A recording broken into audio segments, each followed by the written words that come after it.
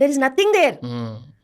నువ్వు సిగరెట్ ఊదుకుంటూ, మందు దాక్కుంటూ, నలుగురు అమ్మాయిలతో తిరుక్కుంటూ, రాత్రి డ్యూటీలు చేసుకుంటూ, పబ్బులు కల్చర్ చేసుకొని 3-4 గంటలకు వచ్చి పాడుకొని, మళ్ళీ ఆఫీస్కి వెళ్ళి డబ్బులన్నీ ఖర్చు పెట్టుకొని, ఆ అప్పు ఈ అప్పు చేసి, ఆ హై రిస్క్ బిజినెస్ ఈ హై రిస్క్ బిజినెస్లు అని ట్రేడ్ అని గీడని చేసి ఏం చేసినా నీకు సింగిల్ అమ్మాయితో నువ్వు లైఫ్ లీడ్ చేసి 2 మంచి పిల్లల్ని కని వాళ్ళతో సంతోషంగా ఎవ్రీడే కబుర్లు చెప్పి మాట్లాడి వండింది తిని నువ్వు వంట చేసి 4 హాలిడేస్కి వెళ్ళి పుణ్యం పురుషార్థం పుష్కరాలు అన్నట్టు చూసుకుంటే వచ్చే సంతోషము ఈ జెన్జీలో లేదు.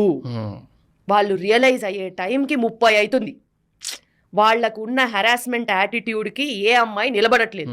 ఎందుకంటే చాలా ప్రీ నోషన్స్ వచ్చేస్తాయి. ఆడితో తిరగాలి, ఆ పాండబ్బా దగ్గరికి వెళ్ళి మాట్లాడాలి, ఈడ మాట్లాడాలి అని అంటే ఇంట్లో పెళ్ళం ఉంది, నీకు అట్లా బాధ్యత లేకపోతే ఎట్లా చెప్పు?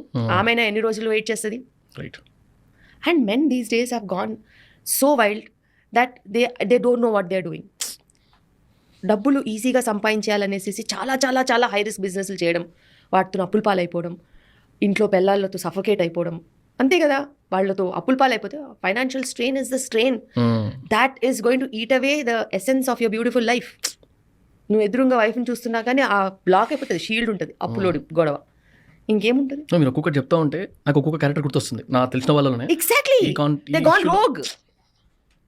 Gone rogue. అండ్ వాళ్ళు రియలైజ్ అయిపోయే లోపు మొత్తం వాళ్ళ బ్యూటిఫుల్ ఇయర్స్ ఏదైతే ఒక చార్మింగ్ లవ్ స్టోరీ వెనకాల పడి ఎక్స్పీరియన్స్ చేయాల్సిన లైఫ్ సంకరాగిపోతుంది. దాని తర్వాత నీకేం మిగులుతాయి? అప్పులు, రోగాలు, బ్యాడ్ స్పర్మ్ క్వాలిటీ, పెళ్లి చేసుకున్న పిల్లలు పుట్టారు, నువ్వు చేసిన జడ్జింగ్కి పిల్లల్ని కూడా జడ్జి చేసి దాన్ని దుంప తెంచుతావు. సో ఇట్లా చాలా రకాల ప్రాబ్లమ్స్, చాలా అంటే చాలా రకాల ప్రాబ్లమ్స్.